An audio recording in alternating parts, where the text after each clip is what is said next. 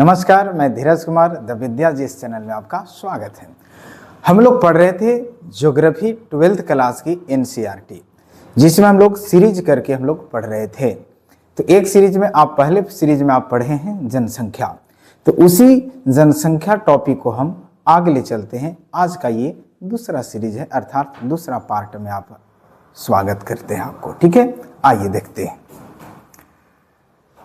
ये वितरण, घनत्व, वृद्धि और संगठन, ये सब आप पढ़ चुके थे पिछले क्लास में। आप देखेंगे, आप जो नए लोग जुड़ रहे हैं वे पिछले क्लास में जाकर देख सकते हैं, वो पढ़ाई हो चुकी है। हम लोग को जो चलना था वो है आपका जनसंख्या का घनत्व।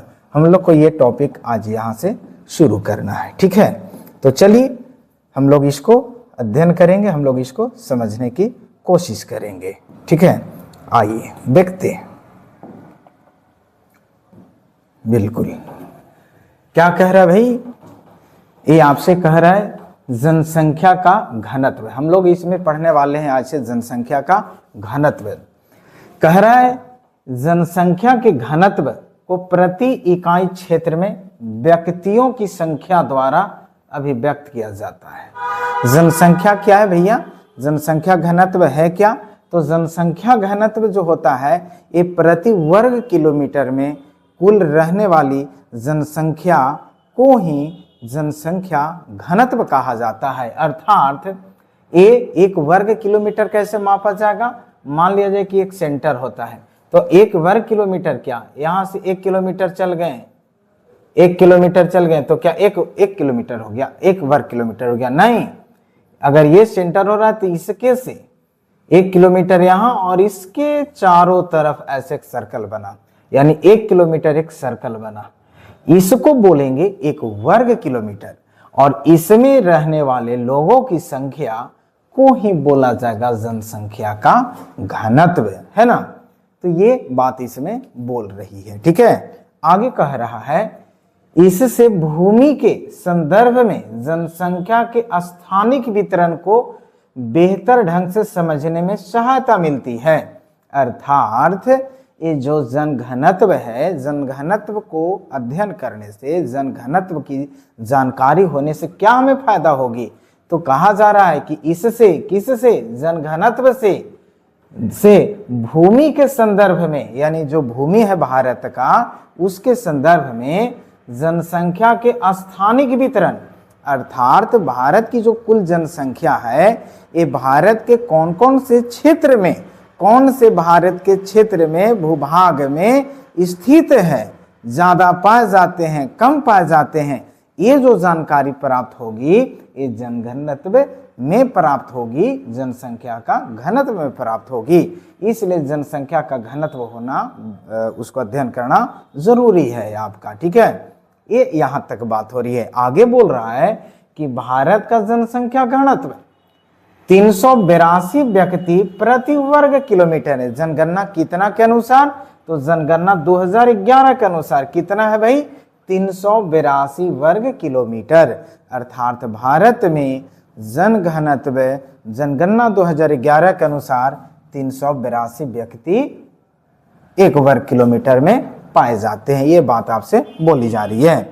आगे कर रहा है 1951 ईस्वी में जनसंख्या का घनत्व 117 व्यक्ति प्रति वर्ग किलोमीटर थी। यानी जब देश आजाद हुई और देश की आजादी के बाद पहली जनगणना हुई थी 1951 में।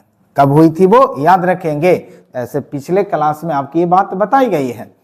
तो हम बात क्या बोले कि 1951 में स्वतंत्र भारत की पहली जनगणना, और ये पहली जनगणना कब? 1951 में। तो 1951 के अनुसार बोली जा रही है कि कितना जनघनत्व था उस समय भारत का? तो 117 व्यक्ति था। वो कैसा? प्रति वर्ग किलोमीटर में थी। ठीक ना? और वर्तमान में कितना है? 2011 के अनुसार 382 व्यक्ति प्रति वर्ग किलोमीटर। एक पॉइंट नोट करके रखेंगे, है ना?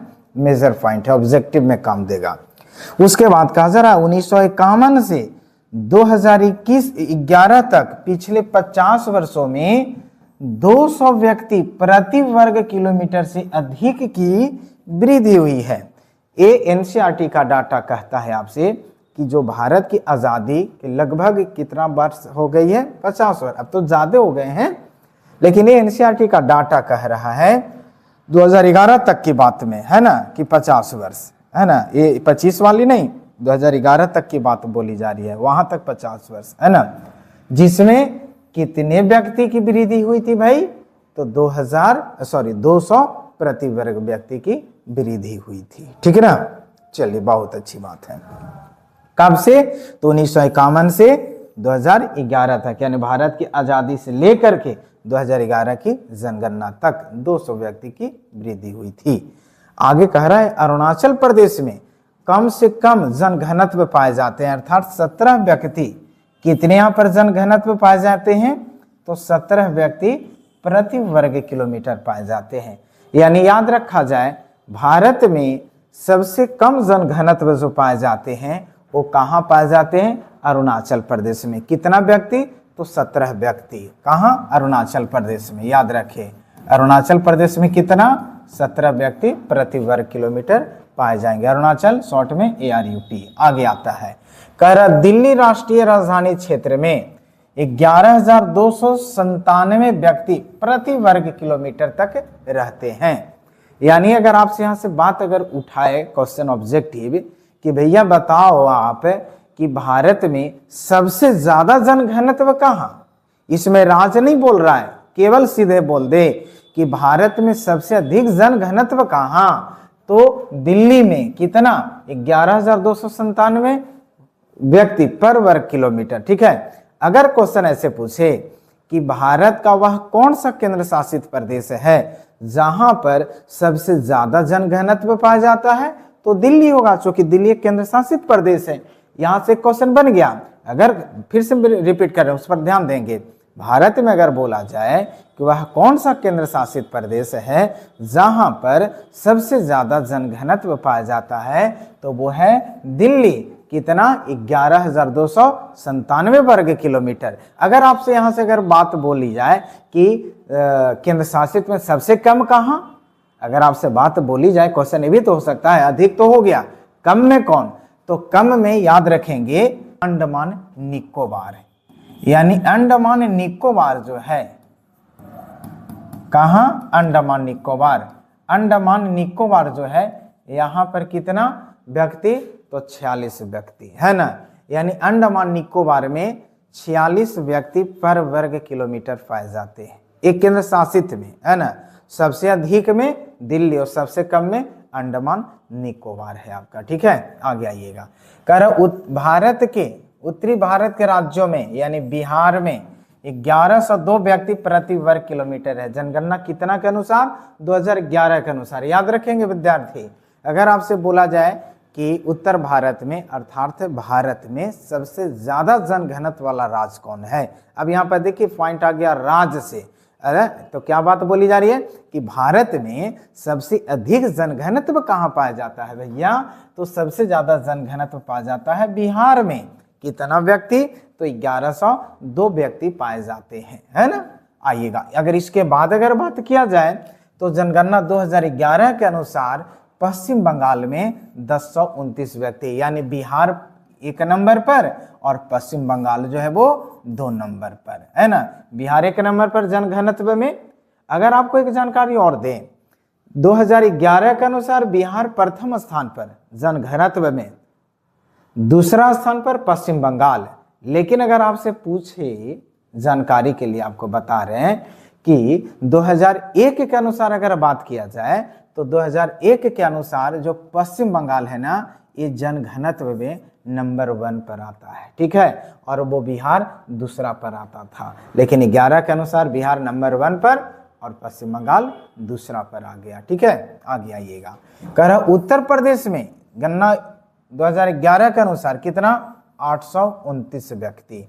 याद रखिएगा, पश्चिम बंगाल में 1029 और उत्तर प्रदेश में 829, यानी 200 का डिफरेंस यहाँ पर चल रहा है। किसके बीच में? तो पश्चिम बंगाल और उत्तर प्रदेश के बीच में चल रहा है 200 का डिफरेंस। 1029 829, क्लियर है। यानी जनघनत्व में अगर अब आपसे बोला जाए कि तीसरा स्थान किसका, तो तीसरा स्थान पश्चिम बंगाल का, पहला स्थान बिहार का, दूसरा स्थान पश्चिम बंगाल का, तीसरा स्थान उत्तर प्रदेश का। बिहार का कितना? 1102 बंगाल का कितना 1029, यूपी का कितना 829, है ना। ये सब मेजर पॉइंट है ना, इसको डाइजेस्ट कर जाएंगे आप, आगे आइएगा। अब बात करिए कि प्रायद्वीपीय भारत के राज्यों में, प्रायद्वीपीय भारत मतलब दक्षिण भारत के राज्य, आगे हम इसको हम यहाँ इरेज करके हम दिखा रहे हैं। ये क्या बोला जा रहा, पॉइंट आपसे क्या बात कर रही है भाई, ये बात कर रही है आपसे प्रायद्वीपीय भारत के राज्यों में, यानी दक्षिण भारत, ये प्रायद्वीपीय भारत, प्रायद्वीपीय भारत किसे कहेंगे, वह स्थल, वह त्रिभुजाकार भाग जो जिसकी आकृति त्रिभुज के आकार का हो या शंकु के आकार का हो और उसके तीन ओर जल से घिरा हो, ऐसे स्थल क्या कहलाते हैं, प्रायद्वीप कहलाते हैं। क्लियर है। तो ये भारत का प्रायद्वीपीय भाग है। तो ये जो प्रायद्वीपीय भारत है, तो यहीं पर बात बोली जा रही है कि प्रायद्वीपीय भारत के राज्यों में केरल में 2011 के अनुसार 859 व्यक्ति प्रति वर्ग किलोमीटर है। कितना भाई, 859। अब बताइएगा, तो अब यहाँ पर थोड़ी सी ध्यान देने वाली बात आ गई। अगर अब राज्य में बोला जाए तो तीसरा स्थान अभी इसका नहीं, बल्कि अब तीसरा स्थान इसका हो जाएगा, क्योंकि ये उत्तर भारत में तीसरा स्थान रख रहा है। लेकिन अगर पूरा समस्त भारत की अगर बात की जाएगी, ध्यान देंगे, अगर समस्त भारत की अगर बात किया जाएगा कि समस्त भारत में तीसरा स्थान किसका जनघनत्व में, तो वो आ जाएगा केरल का। ठीक है, कितना 859। लेकिन अगर बात बोला जाए उत्तर भारत में तीसरा स्थान किसका, तो उत्तर प्रदेश का 829। बात क्लियर हो रही है। अब बात किया जाए, केरल यहां पर है आपका, तो ये दक्षिण भारत में हुआ ना, इसके यहाँ विंध्याचल पर्वत, तो ये जो विंध्यन पर्वत है इसके नीचे का भाग ये दक्षिण भारत हो रहा है, प्रायद्वीप भारत हो रहा है। तो प्रायद्वीप भारत में केरल, केरल में कितना भाई, तो 859 व्यक्ति, जबकि यूपी में कितना है ना 829 व्यक्ति। तो यूपी कहाँ है, ये विंध्याचल के ऊपर में अर्थात उत्तरी भारत में है और केरल दक्षिणी भारत में। तो वो आधार पर अब एक कहां से क्वेश्चन बन रही है कि केरल में कितना, तो 859, लेकिन दक्षिण भारत में पहला स्थान रखता है केरल। ठीक है, याद रखेंगे, दक्षिण भारत में केरल तीसरा स्थान, और पूरे भारत में तीसरा स्थान किसका, केरल का, और उत्तर भारत में तीसरा स्थान किसका, यूपी का। बात क्लियर हो रही है, मेरे ख्याल से हो गई होगी। आइएगा, आते हैं।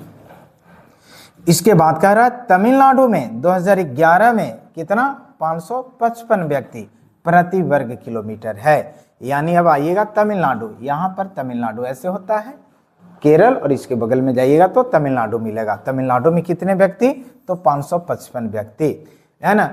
यानी दक्षिण भारत में, ये दक्षिण भारत है, ये दक्षिण भारत में जो जनघनत्व पाया जाता है उसमें नंबर 1 पर केरल और दूसरे स्थान पर आता है वो है आपका तमिलनाडु। कितना व्यक्ति, 555 व्यक्ति। बात क्लियर हो रही है। चलिए आते हैं, अब कह रहा है यहाँ पर बात समझिएगा, असम, गुजरात, आंध्र प्रदेश, हरियाणा, झारखंड, उड़ीसा में मध्यम घनत्व पाया जाता है। अर्थात यहाँ पर जो राज्य का नाम लिखा हुआ है, यहाँ पर उच्च घनत्व नहीं पाए जाते हैं बंधु, यहाँ पर मध्यम घनत्व पाया जाता है। न नीच है, मतलब न ही नीचा ज्यादा है और नहीं ज्यादा ऊंचा है, बिल्कुल ये बीच वाला भाग है, मध्यम भाग है।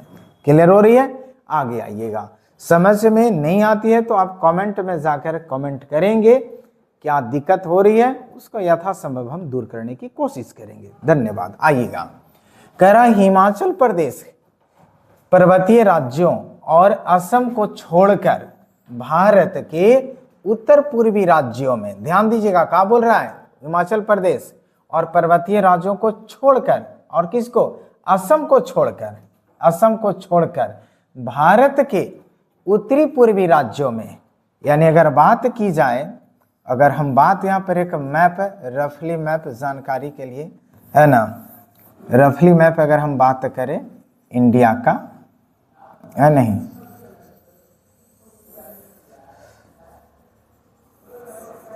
ये इंडिया का रफली मैप समझने के लिए बात क्या बोल रहा है, हिमाचल प्रदेश और उत्तरी पर्वतीय भागों में, यानी ये भाग छोड़ करके, और कहाँ कर रहा है, असम को छोड़ करके। यहाँ पर ऐसे आइएगा तो असम, इसको छोड़ करके क्या कर रहा है, उत्तरी पूर्वी राज्यों में बाकी का जो क्षेत्र है, यहाँ पर अरुणाचल प्रदेश है, नागालैंड है, मणिपुर है, मिजोरम है, असम है, त्रिपुरा है ना, मेघालय है कि नहीं। तो इस तरह से ये बात बोली जा रही है, यहाँ पर मेघालय है आपका, है ना। तो ये जो बात बोली जा रही है कि असम को छोड़कर बाकी के जो जितने जो पूर्वी राज्य हैं यहाँ पर क्या है भाई, तो जनसंख्या क्या है, निम्न पाए जाते हैं, यानी जनसंख्या घनत्व क्या है, कम पाया जाता है। यानी अब यहाँ से क्वेश्चन बन गया कि बताइएगा भारत के पूर्वी राज्यों में सबसे ज्यादा जनघनत्व कहाँ पाए जाते हैं, तो असम में पाए जाते हैं। कहाँ पाए जाएंगे, असम में। बाकी असम के छोड़ करके जो भी पूर्वी राज्य हैं, अरुणाचल, नागालैंड, मणिपुर, मिजोरम, है ना, और ये मेघालय, त्रिपुरा, है ना, सिक्किम, ये सब जो क्षेत्र हैं, ये सब में आपका जनघनत्व क्या है, बहुत कम पाया जाता है, असम में ज्यादा पाया जाता है। क्लियर है, बहुत अच्छी बात। आगे आते हैं। अब बात आगे कह रही है, जबकि अंडमान निकोबार द्वीपों को छोड़कर, अब अंडमान निकोबार आइएगा, तो अंडमान निकोबार यहां पर ऐसे आइएगा, बंगाल की खाड़ी में आपका।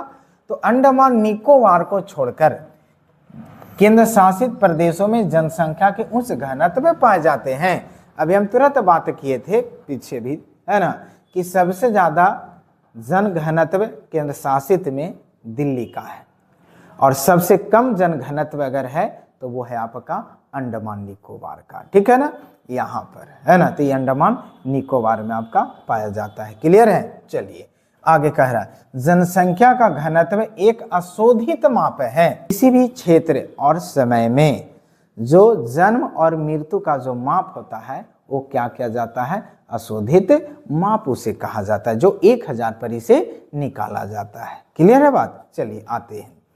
कह रहा है आगे, कुल कृषित भूमि, कृषित भूमि मतलब जहां पर खेती किए जाते हैं, पर जनसंख्या के दबाव के संदर्भ में मानव भूमि अनुपात के बेहतर परिज्ञान के लिए कायिक और कृषि घनत्वों को ज्ञात करना चाहिए, जो भारत जैसे विशाल कृषि जनसंख्या वाले देश के लिए सार्थक है। मतलब ये कह रहा है सीधी सीधी कि जो कुल कृषित जो भाग है उस पर जनसंख्या का दबाव अधिक होगा। ये तो स्वाभाविक होगा, जनसंख्या के दबाव अधिक होंगे।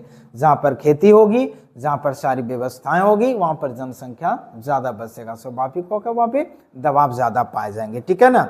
तो वही कह रहा है कि मानव भूमि के अनुपात, तो जो रहेंगे व्यक्ति जहाँ पर कृषि होगी, तो स्वाभाविक होगा कि वहाँ पर मानव जो रहेंगे तो उसकी भूमि के अनुपात को क्या करने के लिए, ज्ञान करने के लिए कह रहा है, अर्थात तो उसकी जानकारी लेने के लिए कह रहा है। तो ये परिज्ञान के लिए कायिक घनत्व ज्ञात करना चाहिए। अब बात यहां पर आई, कायिक घनत्व क्या है ना।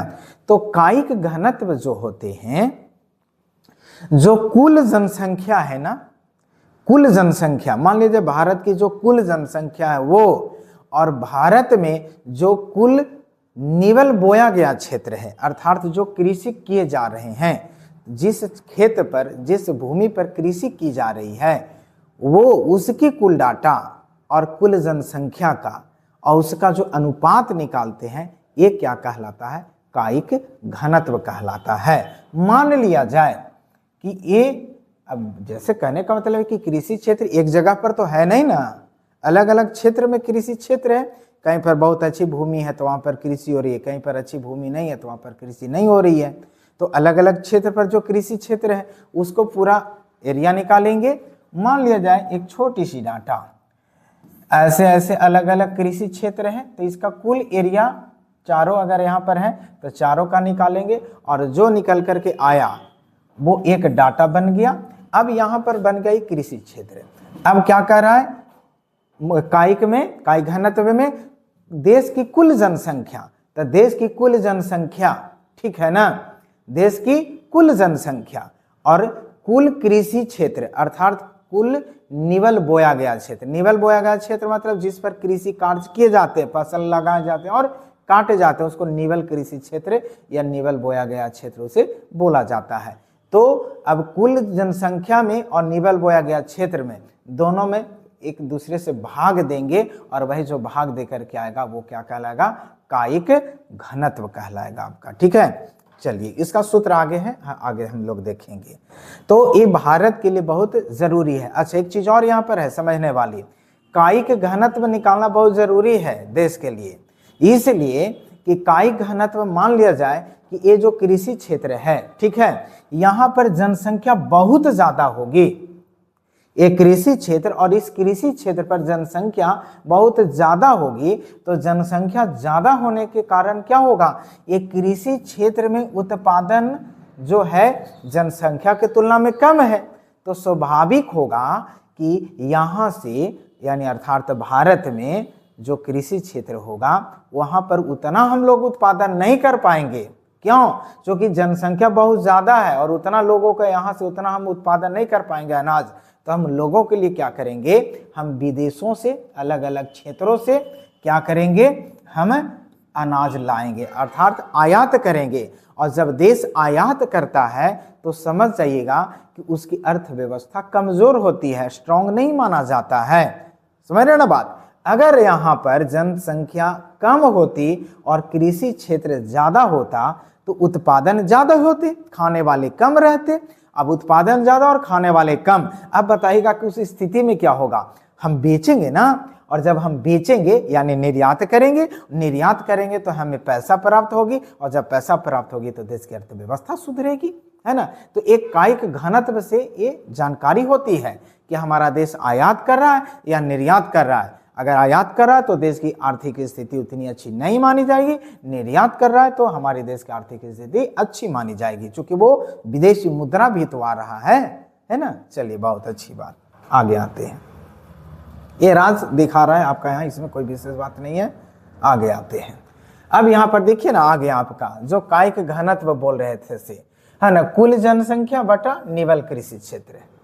कुल जनसंख्या मान लिया जाए, एक उदाहरण से चल रहे हैं, कुल जनसंख्या मान लिया जाए यहाँ पर 100 है और निवल कृषि क्षेत्र कितना है, 25 है, तो 25 के 100, ये 4 क्या आया, एक कायिक घनत्व आया। समझ रहे ना? तो जो डाटा रहेगा वो डाटा को यहाँ बैठा देंगे इस सूत्र पर और वो निकल जाएगा हमारा कायिक घनत्व। क्लियर हो रही है बात? चलिए बहुत अच्छा, है ना।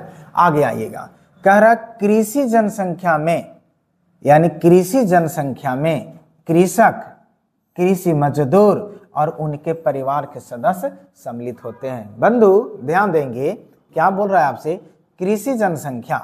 कृषि जनसंख्या किसे कहेंगे, तो कृषि जनसंख्या हम उन्हें कहेंगे, किन्हें, जो कृषक हैं, अर्थात किसान। किसान शामिल होंगे, कौन शामिल होंगे, किसान शामिल होंगे, ठीक है। उसके बाद कृषि मजदूर, जो किसान के खेतों में फसल काटने और लगाने जाते हैं, वो कृषि मजदूर, वो भी शामिल होंगे। और साथ ही साथ इनके भी परिवार और इनके भी परिवार, अर्थात किसान के भी परिवार और कृषि मजदूर के भी परिवार, सब सम्मिलित होंगे। और सबकी सम्मिलित रूप को क्या बोला जाएगा भैया, वो क्या बोला जाएगा, कृषि जनसंख्या उसे कहा जाएगा। क्यों? क्योंकि सब डिपेंड किन पर हैं, कृषि कार्य पर हैं, कृषि पर हैं, इसलिए इस जनसंख्या को क्या बोला जाएगा, कृषि जनसंख्या बोला जाएगा। बात क्लियर हो रही है? सुनिए, बार बार हम रिपीट करते हैं इसलिए कि वो दिमाग में जाए, बैठ जाए, है नहीं, बार बार हम इसलिए रिपीट करते हैं। कृषि जनसंख्या, कृषि जनसंख्या अंतर्गत कौन कौन शामिल होंगे, तो किसान और उनके पूरा परिवार, और उस खेत खलिहान में काम करने वाले जो किसान को साथ देते हैं, वो मजदूर जो फसल को रोपते हैं, काटते हैं, वो और उनके परिवार, यानी सब, किसान के परिवार और किसान दोनों, मजदूर और मजदूर के परिवार, ये सब मिला करके क्या कहलाएगा, वो कृषि जनसंख्या कहलाएगा। बात क्लियर हो रही है? चलिए आगे आते हैं। आगे कह रहा है जनसंख्या की वृद्धि। जनसंख्या की वृद्धि क्या है भाई, तो इसको देख लें। कह रहा है जनसंख्या की वृद्धि दो समय बिंदुओं के बीच किसी क्षेत्र विशेष में रहने वाले लोगों की संख्या में परिवर्तन को कहते हैं। इसकी दर को प्रतिशत में अभिव्यक्त किया जाता है। एक लाइन में आप यहां समझ लें, मान लिया जाए 2001 है, ये समय एक हुआ, 2001 ये क्या हुआ, एक समय बिंदु हुआ। समय बिंदु हुआ ना, ये समय बिंदु हुआ आपका 2001, एक काल रहा, एक समय रहा, ये ठीक है। उसके बाद समय आया 2011, ये भी एक समय बिंदु हुआ, है ना। तो यही ना बोल रहा है आपका जनसंख्या वृद्धि कि दो समय बिंदुओं के बीच, यानी एक समय बिंदु नंबर 1 और ये नंबर 2। तो 2001 में जो जनसंख्या थी, तो क्या 2011 में भी वही जनसंख्या रही? नहीं ना। तो 2001 में जो जनसंख्या थी 2011 आते आते और बढ़ गई। तो ये जो बढ़ी, तो ये बढ़ने की क्रिया क्या कहला रहा है? जनसंख्या वृद्धि कहला रहा है। यानी ये दो समय बिंदु के बीच में बढ़ने वाले संख्या को जनसंख्या वृद्धि कहा जाएगा, है ना। और ये जो बढ़ेंगे इसको क्या चीज में अभिव्यक्त किया जाएगा? तो प्रतिशत में। भैया जनसंख्या है उसको हम क्या चीज में अभिव्यक्त करेंगे? प्रतिशत में अभिव्यक्त करेंगे। बात क्लियर हो रही है? चलिए बहुत अच्छा, आगे आइएगा। अब कह रहा है जनसंख्या वृद्धि के दो घटक होते हैं। कितने घटक? दो घटक, प्राकृतिक और अभिप्रेरित। प्राकृतिक घटक और अभिप्रेरित घटक, जनसंख्या वृद्धि के दो कारक यानी दो घटक। ठीक है, ध्यान देंगे यहाँ पर, क्योंकि एनसीईआरटी का बिल्कुल लाइन बाय लाइन हम लोग चल रहे हैं। ठीक है, ये आपका बोल रहा है जनसंख्या वृद्धि के कितने घटक होते हैं? तो दो घटक होते हैं, प्राकृतिक और अभिप्रेरित। अब प्राकृतिक घटक क्या है? तो यहाँ कह रहा है प्राकृतिक वृद्धि का विश्लेषण अशोधित जन्म दर मृत्यु दर द्वारा निर्धारित होता है। अच्छा, एक चीज और है, ये प्राकृतिक रूप से ना मृत्यु होना और जन्म होना ये नेचर का न दिया हुआ है, इसमें मानव का कोई है? इसमें मानव का हाथ में है क्या? जन्म और मृत्यु दर, जन्म होना और मृत्यु होना ये मानव के हाथ की बात नहीं है, ये प्रकृति का, ये नेचर के हाथ की बात है। इसलिए बोला जा रहा है कि व्यक्ति जो जन्म लेंगे और मरेंगे तो ये भी तो जनसंख्या को प्रभावित करेंगे। तो ये जनसंख्या को प्रभावित करेंगे, उसमें ये जनसंख्या वृद्धि का एक घटक में शामिल हो गया आपका। ठीक है, बात क्लियर हो रही है? चलिए आगे।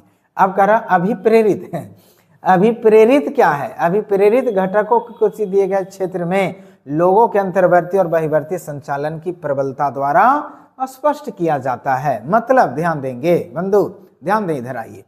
ये क्या बोल रहा है आपका? अभिप्रेरित क्या? अभिप्रेरित क्या? प्रेरित होना, इंस्पायर होना। कैसे?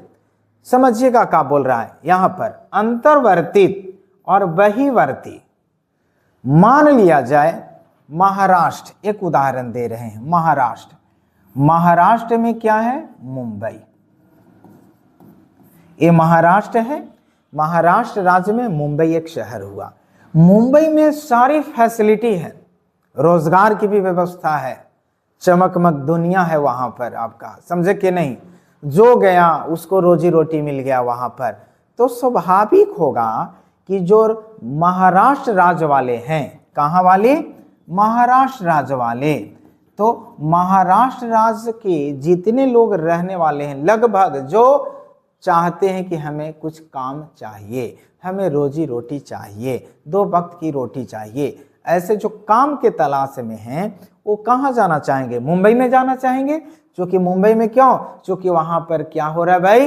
इंस्पायर कर रहा है, लोगों को आकर्षित कर रहा है, अभिप्रेरित कर रहा है। क्या?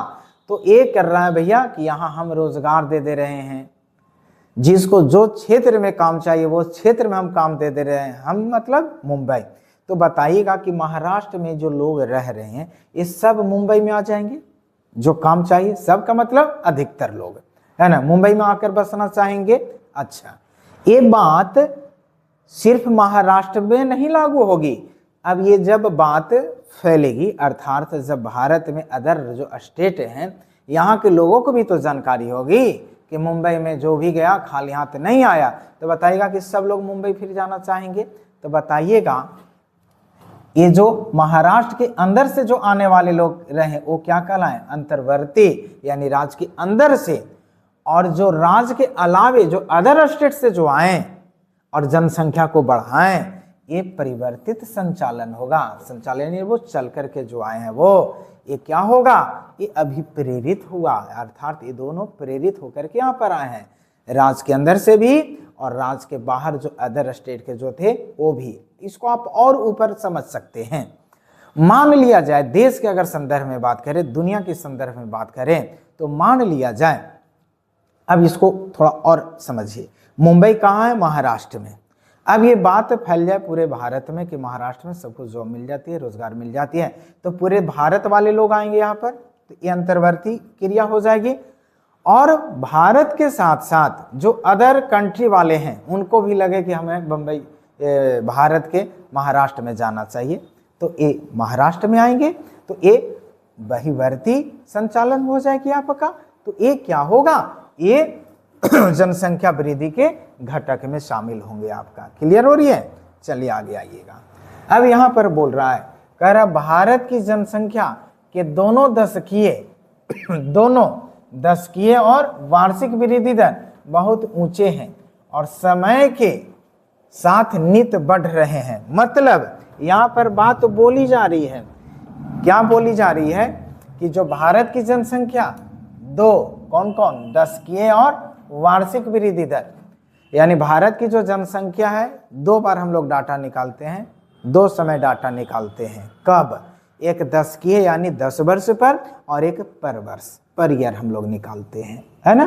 तो ये दोनों जो वृद्धि दर है ना वो बढ़ते जा रहा है, दशकीय वृद्धि भी बढ़ रही है और वार्षिक वृद्धि भी बढ़ रही है, यही बात बोल रहा है इसको में। ठीक है, देखिए ना, भारत की जनसंख्या की वार्षिक वृद्धि दर कितना है?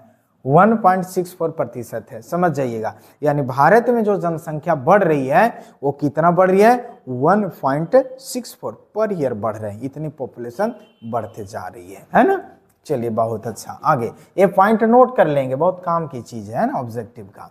आगे कह रहा है जनसंख्या के दोगुना होने का समय। देखिए आ गया बात, जब हम बात कर रहे थे, कह रहा कि जनसंख्या के दोगुना होने का समय वर्तमान वार्षिक वृद्धि दर पर किसी भी जनसंख्या के दोगुना होने में लगने वाला समय। मान लिया जाए कि अभी 2025 है, ठीक है, और इस समय जनसंख्या का जो वार्षिक वृद्धि दर कितना है? 1% है, उदाहरण हम दे रहे हैं ना, 1% है।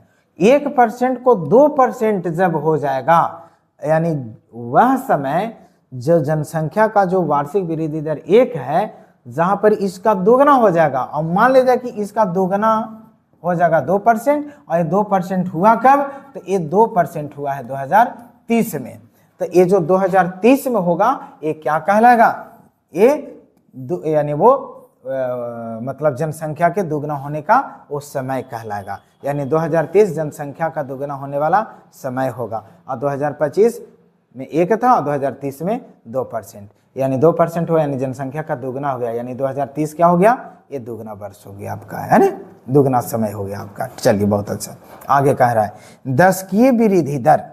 दशकीय वृद्धि दर क्या है? दशकीय यानी 10 वर्ष पर जो निकालते हैं औसत, वो तो क्या कह रहा है भैया? इसका सूत्र है P2 माइनस P1 बटा P1 इंटू 100। कह रहा है पिछले एक शताब्दी में भारत में जनसंख्या की वृद्धि वार्षिक जन्म दर और मृत्यु दर तथा प्रवास की दर के कारण हुई है। देखिए यहाँ पर एक बात बोली जा रही है आपका, कह रहा कि पिछले एक शताब्दी में, एक शताब्दी यानी 100 बरस, दशकीय मतलब 10 बरस और शताब्दी मतलब 100 बरस। तो क्या कह रहा भाई? एक शताब्दी में भारत में जनसंख्या की वृद्धि दर किसके कारण हुई है भाई? तो वार्षिक जन्म दर और मृत्यु दर तथा प्रवास की दर के कारण हुई है। यानी आज से 100 बरस पहले और आज में जो जनसंख्या में परिवर्तन हुई है, इस जनसंख्या में परिवर्तन का कारण क्या है? तो 3 कारण है, यानी तीन कारण। कौन सा? जन्म दर पहला कारण, दूसरा क्या है भाई? तो दूसरा है मृत्यु दर, और तीसरा है आपका प्रवास। यानी ये 3 कारण हुए क्या चीज का? जनसंख्या में वृद्धि का। स्वाभाविक है, तो क्या है इसके बारे में और हम लोग आगे पढ़ेंगे, है ना, नेक्स्ट वीडियो में, नेक्स्ट क्लास में। तब तक के लिए आप हमें सपोर्ट करें, चैनल को सब्सक्राइब कर ले अगर नहीं किए हैं तो, ताकि आपका नया जो नोटिफिकेशन जाए वो आपके पास चला जाए, नया वीडियो तक आपका पहुंच हो जाए आपका, है ना। कमेंट भी करें अगर जो समझ में नहीं आए बातों को, है ना, यथासंभव हम कोशिश करेंगे उसको सुधार करने की। तब तक के लिए हम फिर मिलते हैं आपसे पुनः। जय हिंद, जय भारत।